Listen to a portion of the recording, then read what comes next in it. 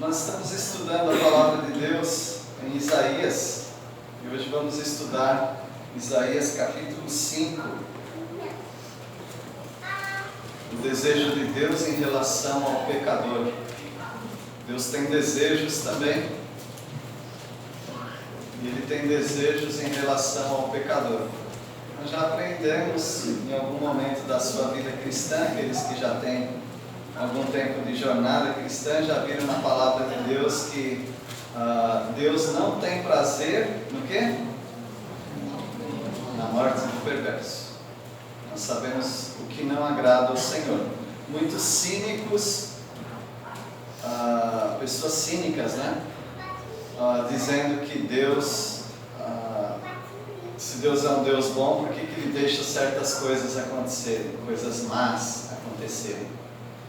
Então tem um contexto todo aí, que não é o objetivo da gente falar agora, mas só para reforçar a mensagem de hoje pela manhã.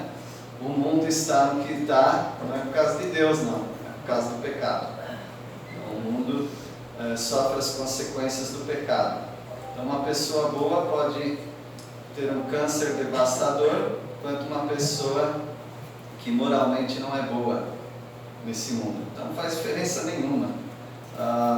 Se viesse um ciclone numa cidade, não ia arrancar os telhados só da casa dos incrédulos, casa dos crentes também. Então, não coloque a culpa em Deus naquilo que é uma situação do mundo. Se um país está em guerra, habitantes daquele país não devem dizer: eu não estou em guerra, o país está, eu não tenho nada a ver com isso. Não, é impossível você se colocar fora de situações onde todos estão sofrendo aquelas consequências. Agora Deus deseja, em vez de nós pensarmos nas coisas ruins que acontecem com as pessoas e Deus não faz nada, em vez de pensar nisso, nós deveríamos pensar muito mais qual é realmente o desejo de Deus em relação à minha vida.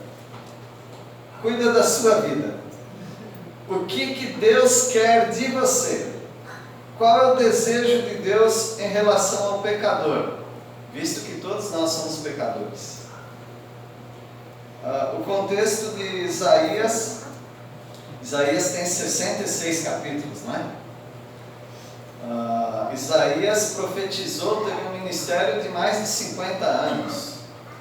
Ele passou por 4 ou 5 reis. Então Isaías, ele gastou a vida dele para falar para o povo: cuidem-se, cuide da sua vida espiritual, cuide do seu relacionamento com Deus, porque senão pode vir um cativeiro. Algumas pessoas até não bem informadas, elas leem o livro de Isaías e pensam que já está acontecendo o cativeiro. Não, ele ficou 50 anos pregando que o cativeiro viria. Quem realmente passou pelo cativeiro foi o profeta seguinte. Ele passou pelo cativeiro. Mas Isaías não. Isaías está avisando. É um grande desafio. Você ficaria 50 anos pregando de que pode acontecer algo ruim se vocês não se arrependerem. As pessoas falaram: não vai acontecer nada não, fica tranquilo. Hoje as pessoas falam a mesma coisa. 2000 anos de história da igreja e Cristo não veio, não vai vir mais não, pode ficar tranquilo quanto a isso. Mas eu ainda vou pregar sobre arrebatamento. Ainda vou pregar sobre a tribulação e sobre o estabelecimento do reino por Cristo Jesus. Nós não devemos deixar de pregar a palavra de Deus. A palavra de Deus nunca mudou e ela não vai mudar. E o profeta Isaías, ele está falando, avisando para essas pessoas: cuidado, ai daqueles que fazem isso, não vai terminar bem. Mas as pessoas, elas não estão nem aí para a conversa de Isaías. Mas não é assim com você, não é? Você está bem advertido da palavra de Deus, de como nós devemos andar nesse mundo. E eu quero incentivar você mais uma vez Você que já sabe toda a história. Eles não tinham desculpa, mas eles estavam muitos anos antes do possível cativeiro. Mas você já conhece toda a história.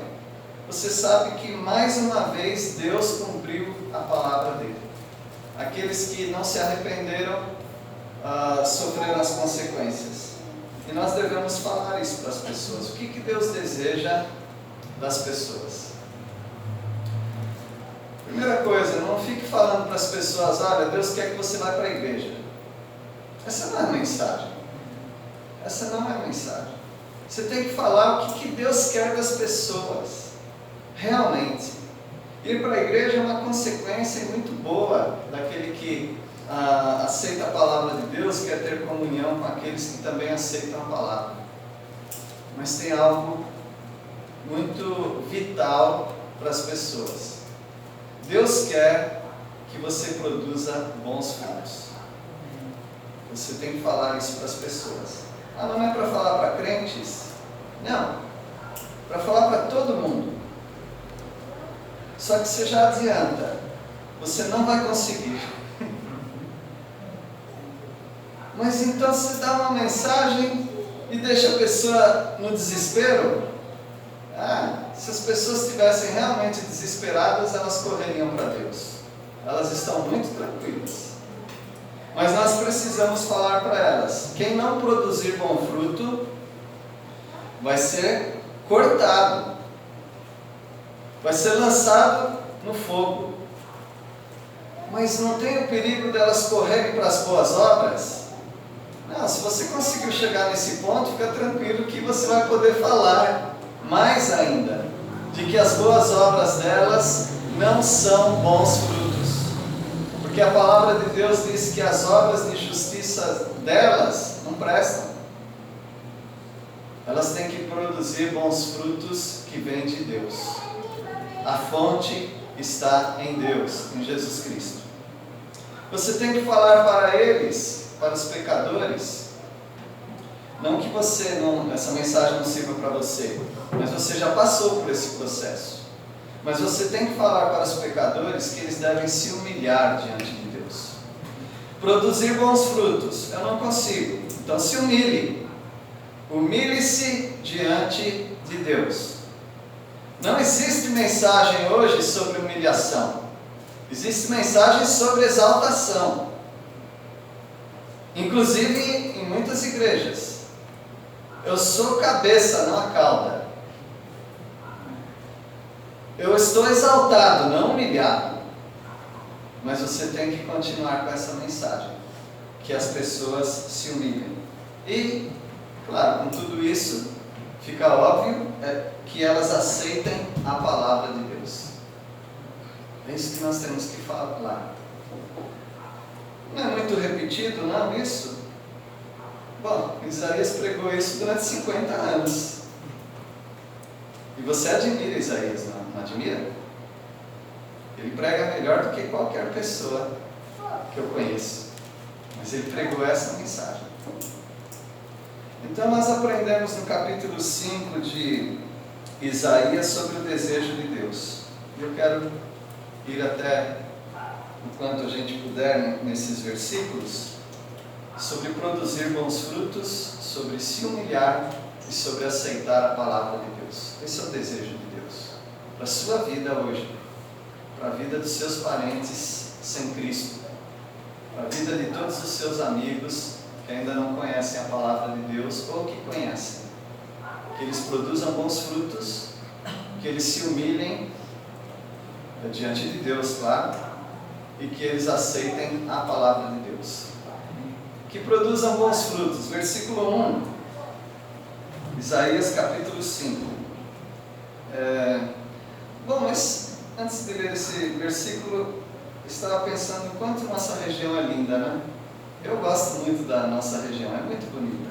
A gente se acostumou com a beleza, mas é muito bonita. Mas além da nossa região aqui, se você viajar pelas estradas, você vai ver muita plantação. É uma coisa maravilhosa. Como nós temos plantação. Na região do Sudeste, Centro-Oeste, Sul, Nordeste em partes, você tem muitas plantações. Isso é muito bonito. Nós andamos um tempo pela África, pelo menos na região onde nós andamos, andava tão longe, aqueles cerrados, mas sem plantação. Não tinha plantação, não havia incentivo de plantação. Eu não vi um trator ali. Não tem esse movimento agrícola que temos aqui. O povo de Israel é um povo extremamente agrícola. Tanto é que Deus resolveu comparar a nação de Israel com 3 plantas. Quais são? Videira, figueira e oliveira. Figo, uva e azeitona. Não é a lata pendurada não, tá? Azeitona mesmo. Só que nós não conhecemos, eu não conheço uma planta assim de azeitona, uma árvore. Mas Deus resolveu comparar a nação com essas 3 plantações.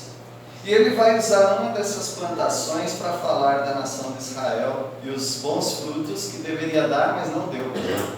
Vamos ler versículo 1. Agora cantarei ao meu amado o cântico do meu amado a respeito da sua vinha. O meu amado teve uma vinha num outeiro, ou seja, numa montanha fertilíssimo. Uma montanha muito fértil, que era só plantar ali que ia dar uva. É um cântico, não é uma parábola falando do amado. Nosso amado Deus é aquele que plantou essa vinha, a nação de Israel. Os irmãos sabem que nós sempre falamos da nação de Israel aqui, porque a palavra de Deus fala da nação de Israel. Nós sempre concordamos com a Bíblia que Deus não desistiu de Israel. Deus tem um plano para a nação de Israel. Assim como tem um plano maravilhoso com a igreja, Deus ainda voltará a ter um plano maravilhoso com a nação de Israel. Versículo 2. Sachoa, todo mundo conhece sacho? Instrumento de agrícola, né? Sachoa, limpou-a das pedras e a plantou com vides escolhidas. Edificou no meio dela uma torre e também abriu um lagar. Ele esperava que desse uvas boas, mas deu uvas bravas. Ou seja, uvas mirradas que não dava para espremer e sair suco dessas uvas. Então, veja que o plantador dessa vinha, ele se dedicou. O nosso Deus se dedicou com a nação de Israel. Ele limpou em volta, ele não tirou os inimigos de volta de Israel. Ele libertou a nação de Israel, ele tirou todos os obstáculos, as pedras, ele plantou então essa vinha nesse outeiro, Monte Sião, conhecido como Jerusalém. Ele edificou uma torre, ou seja, Deus colocou ali uma segurança para aquela vinha, abriu um lagar. Se é uma plantação de café, eles fazem aquela, como chama mesmo, Jonas? É um terreiro, né? Eles fazem aquilo para espalhar e secar o café. Mas o lagar são tanques enormes para espremer aquelas uvas, para fazer o suco, o vinho. Uma pessoa que investe tanto dinheiro numa plantação assim é porque ele quer fazer muitas botijas de vinho, muita coisa ele quer fazer ali. Então ele tinha um plano, mas falhou o plano dele. Versículo 3: Agora, pois, ó moradores de Jerusalém e homens de Judá, julgai, vos peço, entre mim e a minha vinha. Deus é o dono da vinha. Então, observem o meu empreendimento. Então, uma pessoa que gasta dos seus rendimentos para investir em alguma coisa, muita gente está esperando o sucesso dele, o fracasso dele. E ele, é como se Deus estivesse falando para o povo: olha a vergonha que eu estou passando, de ter investido nessa vinha. Eu não posso encher o lagar de uva de vinho, porque uvas bravas, mirradas, não deu nada, fracasso total. Versículo 4. Que mais se podia fazer ainda a minha vinha, que eu não lhe tenha feito? E como, esperando eu que desse uvas boas, veio a produzir uvas bravas? Ou seja, eu fiz tudo o que eu tinha para fazer. Ninguém pode culpar esse administrador, esse vinhateiro, de fracassar, de ser preguiçoso, negligente. Não, ele fez tudo o que era para fazer. Ele deu todos os recursos para aquela terra produzir. E ele faz essa pergunta: o que eu tenho mais para fazer? Não tem mais nada para fazer. Versículo 5. Agora, pois, vos farei saber o que pretendo fazer à minha vinha. Tirarei a sua sebe, para que a vinha sirva de pasto. Derribarei o seu muro, para que seja pisada. Ou seja, eu já perdi mesmo. Eu vou pegar essas parreiras, vou arrancar todas essas parreiras, eu vou transformar essa terra num pasto.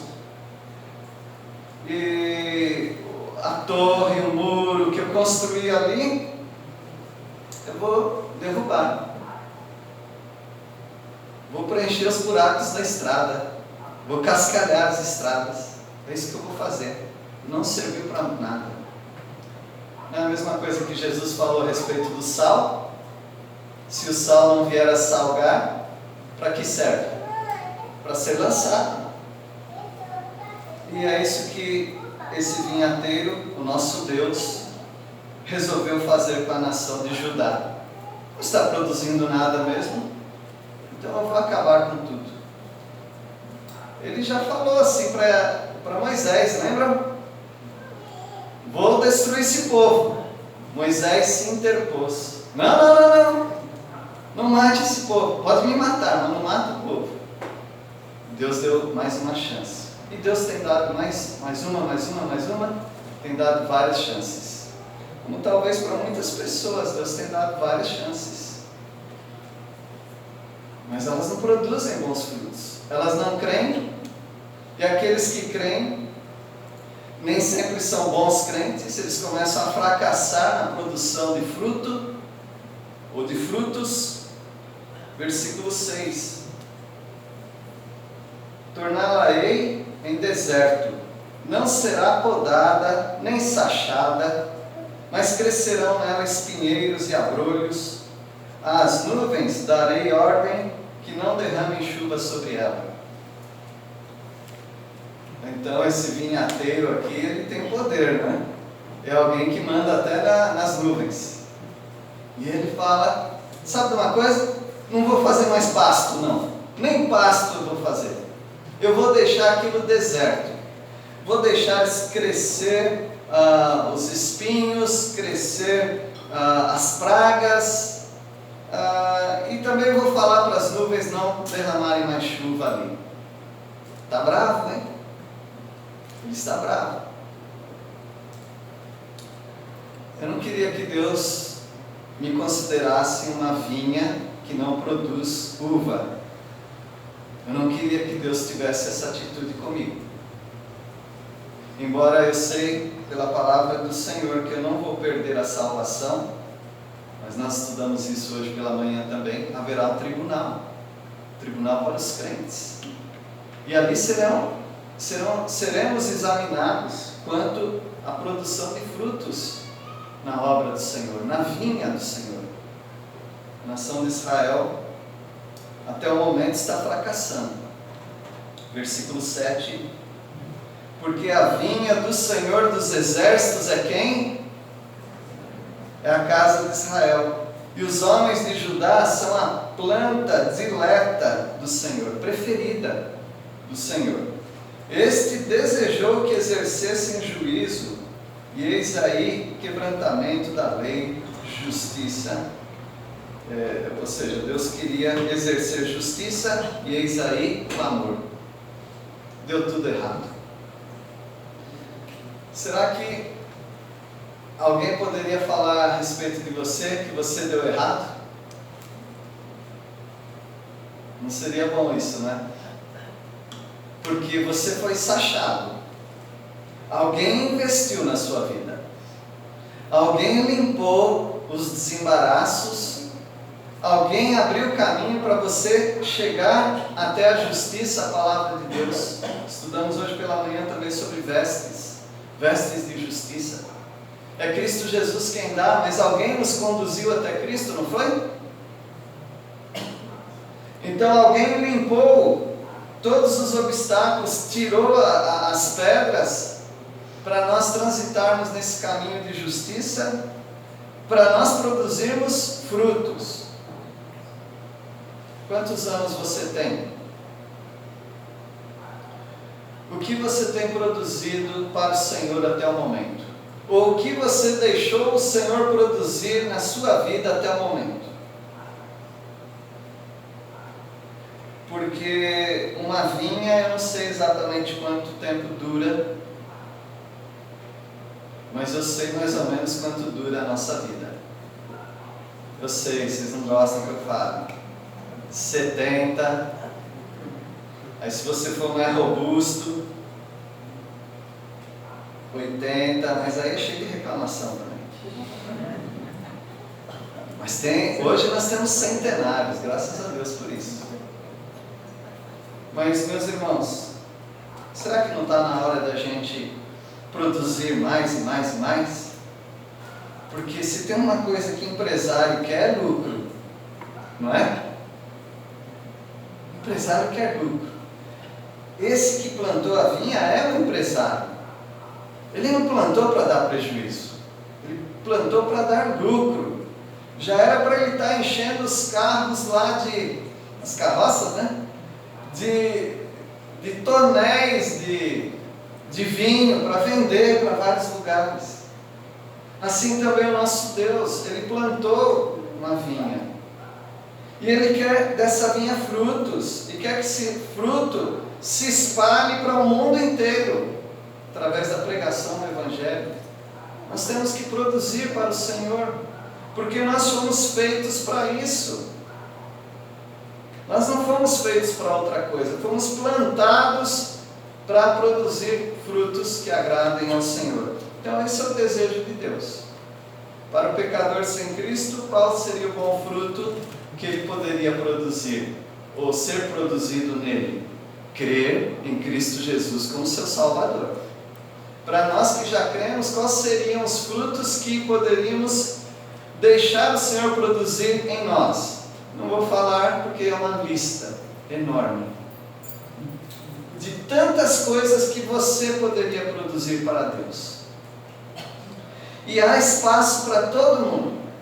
Crianças, jovens, casados, solteiros, pessoas mais velhas, pessoas bem mais velhas, pessoas na cama, pessoas morrendo.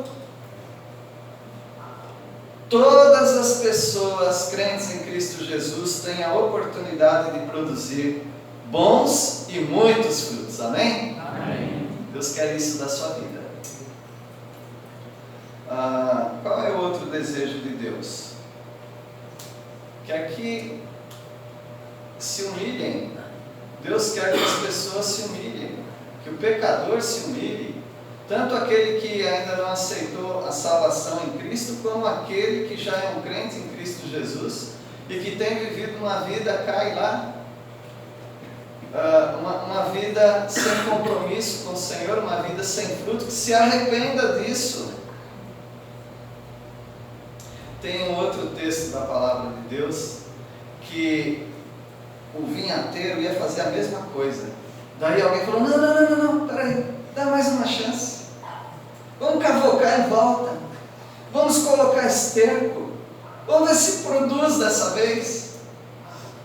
Mas nem sempre você vai ter mais outra oportunidade. A oportunidade que você tem É hoje. Hoje é a oportunidade, tanto de salvação, quanto de serviço para o Senhor. Mas o Senhor quer arrependimento. Aqui, a partir daqui você tem 6 ais. Vamos falar comigo os ais? Versículo 8. Ai dos que ajuntam casa a casa, os latifundiários. Gente que está juntando.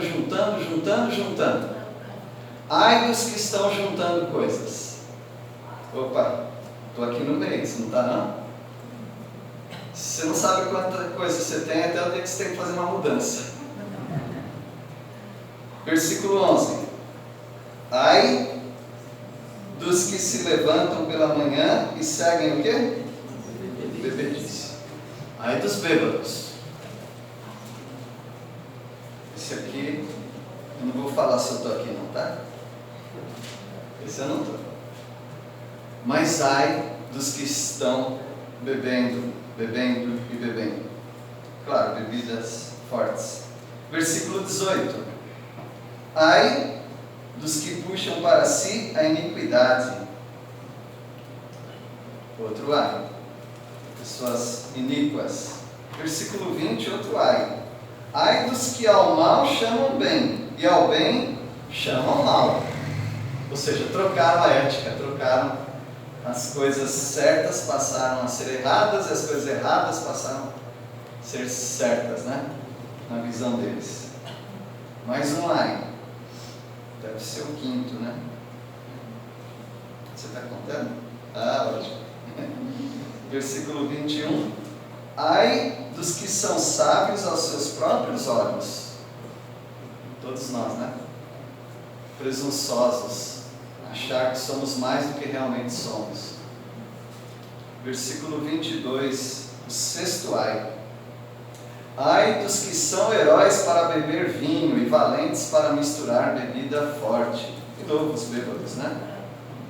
Os quais por suborno justificam o perverso e ao justo negam justiça. As pessoas injustas. 6 ais. Mas na Bíblia tudo é 7, né? Até agora nós falamos ai de todo mundo, né? Não sou eu. A gente pensa, não sou eu. Mas então leiam comigo 6, 5. Então disse eu, pode falar? Esse é o 7 no ai. Ai de mim. O nosso Deus, Ele quer que a gente se humilhe. Porque é muito fácil a gente olhar o pecado dos outros. Ai desse, ai daquele, ai do outro. Mas Isaías reconhece, ai de mim. Porque eu sou impuro e habito no meio de pessoas com lábios impuros também. O que o nosso Deus quer é que nós nos humilhemos. E Ele passa aqui a falar desses ais. Versículo 8. Ai dos que ajuntam casa a casa, reúnem campo a campo, até que não haja mais lugar, e ficam como únicos moradores no meio da terra. Fecham o circuito de terras, né? Os latifundiários, né? As pessoas de grandes propriedades. Agora não é para ir lá arrancar a propriedade de ninguém, tá?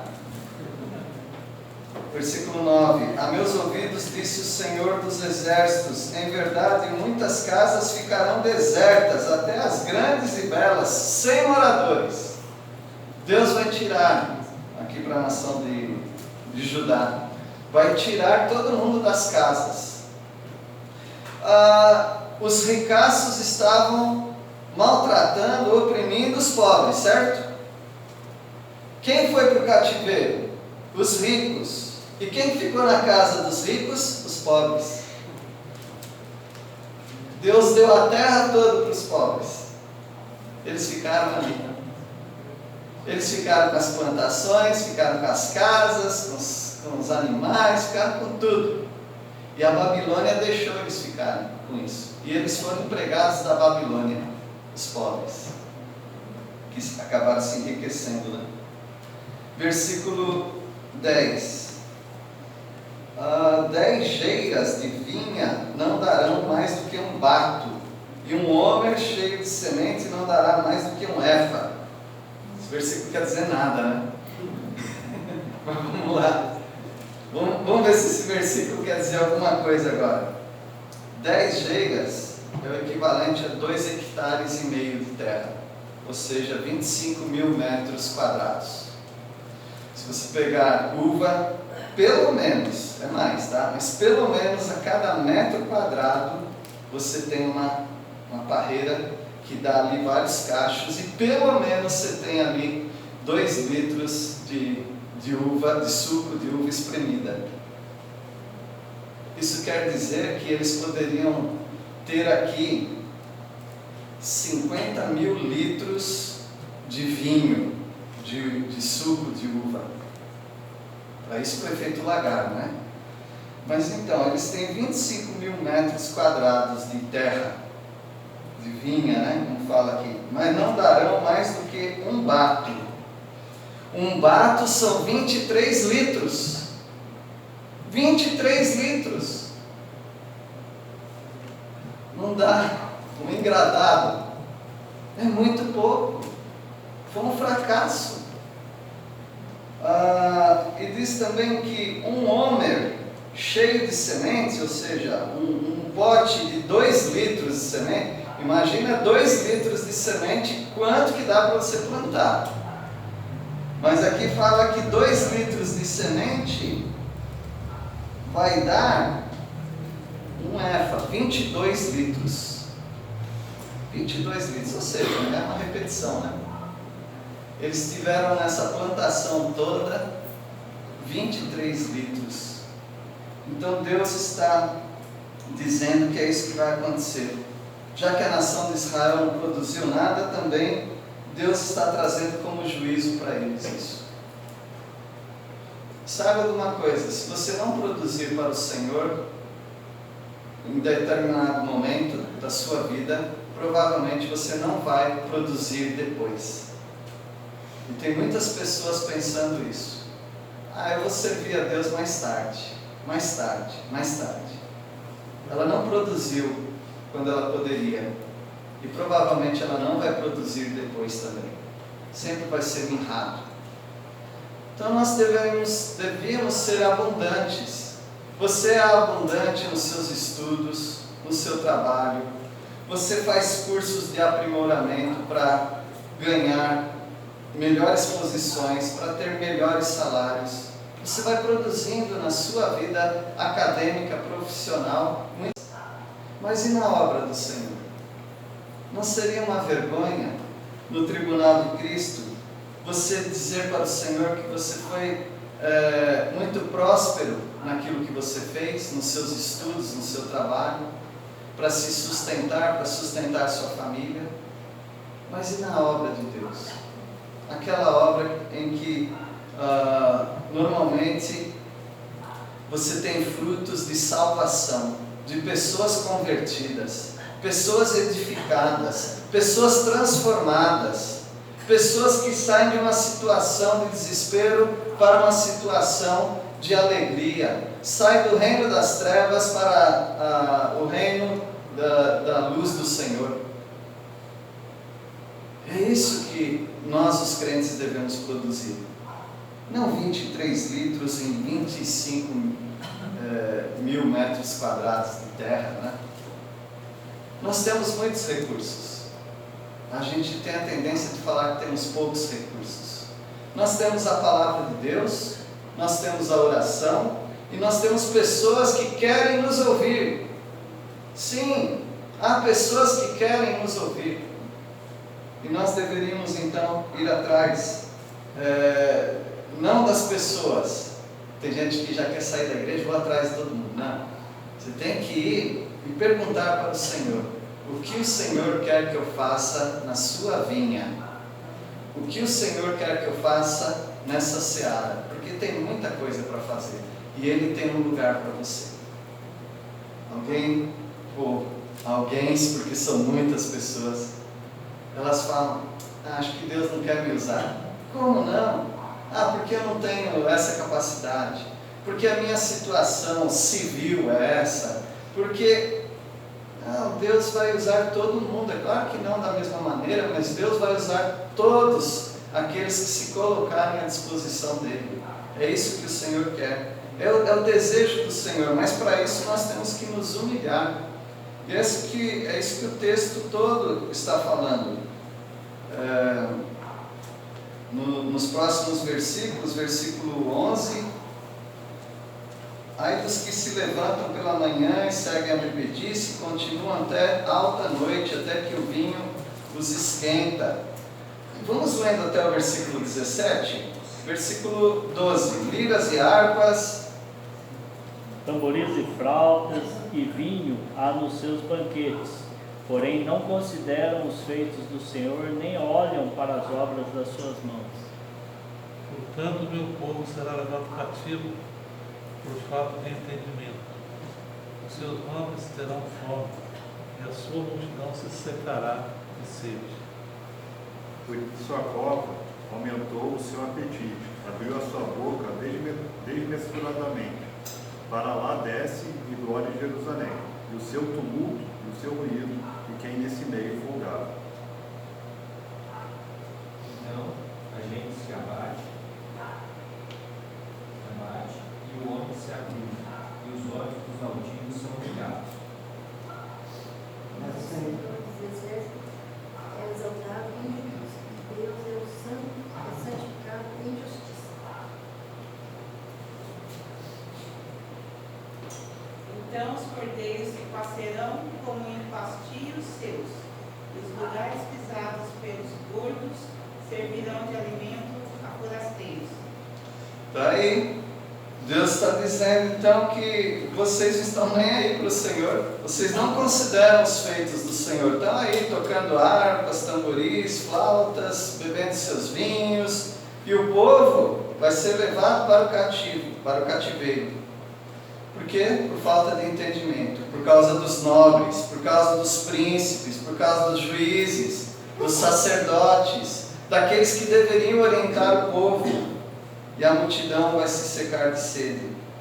E aí o Senhor está dizendo que a gente se abate, ou seja, as pessoas estão abatidas, e o homem se avilta, ou seja, o homem se torna vil, o homem se torna cada vez pior, mal. O Senhor fará isso. E o que vai acontecer? A terra vai ficar abandonada. Abandonada para quem? Para os abandonados, para os pobres, para os nômades, os forasteiros, porque eles não quiseram se humilhar diante do Senhor. Mas o Senhor quer que as pessoas aceitem a palavra dele. E nos próximos versículos, o profeta se dedica a isso. Ai dos que puxam para si, versículo 18, ai dos que puxam para si iniquidades com cordas de injustiça e o pecado como com tirantes de carro, os cavalos, né, que tem aqueles tirantes de couro. Então, puxa-se aquilo, e também essas pessoas estão puxando a iniquidade para si. Paulo fala em Romanos 1, versículo 17, que eles detêm a justiça, detêm a verdade pela injustiça. Ou seja, a verdade não vem aqui, aqui nós só queremos injustiça. E é assim que as pessoas estão vivendo, sem o conhecimento ou a obediência da palavra. Versículo 19, e dizem, isso aqui é uma ironia, todos sabem que é ironia, né? Ele está falando uma coisa, mas na verdade não é isso que ele queria. Ele está zombando de Deus. As pessoas não zombam de Deus? Veja como que elas estão zombando de Deus. Dizem, apresse-se Deus, leve a cabo a sua obra, para que a vejamos. Aproxime-se, manifeste o conselho do Santo de Israel, para que o conheçamos. Estão zombando. Eu já peguei uma pessoa assim, zombando de Deus na minha frente. É muito difícil.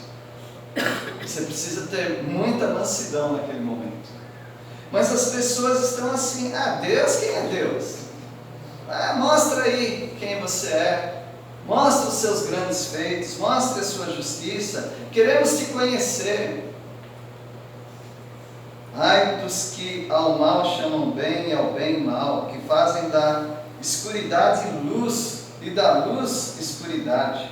Põe o amargo por doce e o doce por amargo. Está tudo bagunçado na nossa sociedade, não está? E assim vai continuar. sempre piorando. Ai dos que são sábios aos seus próprios olhos e prudentes em seu próprio conceito.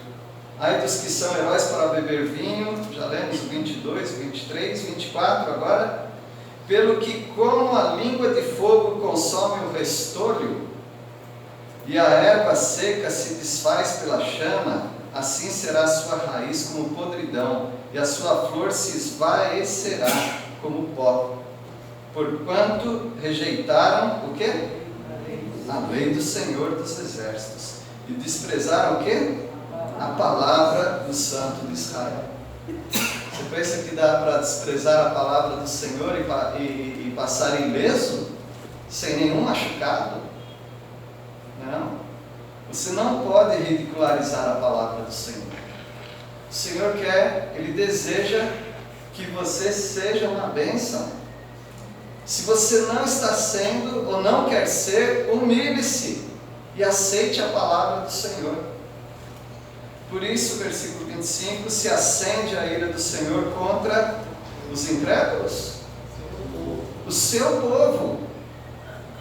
povo contra o qual estende a mão e o fere, de modo que tremem os montes e os seus cadáveres são como monturo no meio das ruas. Com tudo isso, não se aplaca a sua ira, mas ainda está estendida a sua mão. Ah, Deus é mau. Você só pega o final da história. Deus está dando oportunidade para o povo. E na verdade isso aqui ainda não está acontecendo com toda a força. Deus está avisando. Versículo 26. Ele arvorará o estandarte, ou seja, vai levantar a bandeira, né? Para as nações distantes, e lhes assobiará, para que venham das extremidades da terra e venham apressadamente. Ou seja, Deus vai chamar as nações. Dá um assovio bem forte para os caldeus: vem! É a mesma coisa que falar para o urubu: tem carniça aqui! Vem! Eles vão com tudo. Meus irmãos, não vamos esperar que Deus dê uma certa liberdade para os nossos inimigos, e aí a gente não pode mais produzir frutos abertamente, mas como o dirigente falou, só secretamente.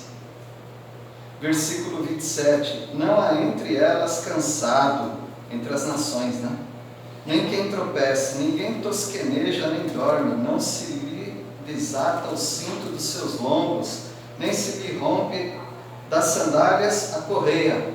Ou seja, eles não chegam em casa para deitar no sofá, tirar o sapato, tirar o cinto daquelas túnicas. Não. Olha, gente, tem carne para a gente, vamos lá. É a nação de Judá, nossa chance. Porque a gente nunca pode entrar lá, porque o Deus que libertou o povo do Egito não deixava a gente entrar ali. Agora Ele está liberando. Versículo 28, as suas flechas são agudas e todos os seus arcos retesados, ou seja, esticados. As unhas dos seus cavalos dizem-se de pederneira e as rodas dos seus carros um redemoinho. Ou seja, eles vêm com tudo. O casco do cavalo deles é feito de pedra. A roda dos carros não gira, é um furacão. Imagina aquele povo, a sede que eles vão entrar ali, e ainda a convite de Deus. É por isso que Abacuque fala: não aceito isso. Abacuque não aceitava isso de jeito nenhum. Como é que o Senhor vai nos castigar por idolatria e vai chamar um povo pior do que a gente para nos disciplinar? O seu rugido é como o do leão. Vocês sabem, né, que o símbolo da Babilônia, o leão alado. Rugem como filhos do leão, e rosnando arrebatam a presa e a levam, e não há quem a livre. Bramam contra eles naquele dia, como o bramido do mar. Se alguém olhar para a terra, eis que só há trevas e angústia, e a sua luz se escurece em densas trevas. Isso aqui está mais para longe, como foi realmente o cativeiro. Mas isso aqui já é um quadro do que aconteceria. Eu não quero nem dar o quadro do que pode acontecer você sendo desqualificado para servir ao Senhor. Por isso, meus irmãos, vamos produzir bons frutos. Vamos nos humilhar. Vamos aceitar a palavra do Senhor enquanto há tempo, para nós não entrarmos numa disciplina do Senhor. Por que o pecador não satisfaz o desejo de Deus? Eu pensei em algumas coisas. Porque seus frutos são maus. O que o pecador tem? Rebeldia, mentira, engano. Porque ele é arrogante. Nós somos arrogantes contra Deus muitas vezes. Porque ele rejeita a Bíblia, a palavra de Deus. Porque ele não aceita a graça, o presente de Deus. Ele sempre quer comprar alguma coisa de Deus. Deus quer dar. Ele é amigo dos prazeres fáceis da vida. Porque seguir esse livro, trabalhar na obra do Senhor, orar, seguir as virtudes cristãs, é um trabalho intenso. Mas muitas pessoas não querem isso, querem os prazeres fáceis. Porque ele não vê necessidade de arrependimento. Está tudo bem comigo. Ele não vê necessidade. Dessa maneira a gente não consegue produzir frutos. Que o Senhor abençoe sua vida. Que a sua vida seja uma vinha frutífera, sachada, bem cuidada. Que você se humilhe diante do Senhor. E que você aceite a palavra do Senhor a cada dia. Que a gente continue orando pela nação de Israel. Nosso Deus, muito obrigado pela Tua palavra, porque mais uma vez nos exorta, exortando a nação de Israel. A nação não Te ouviu e sabemos o que aconteceu. Mas nós queremos Te ouvir, ó Pai. Queremos produzir frutos, queremos nos humilhar diante do Senhor e aceitar a Tua palavra, pela Tua graça e a Tua misericórdia. Em nome de Jesus. Amém.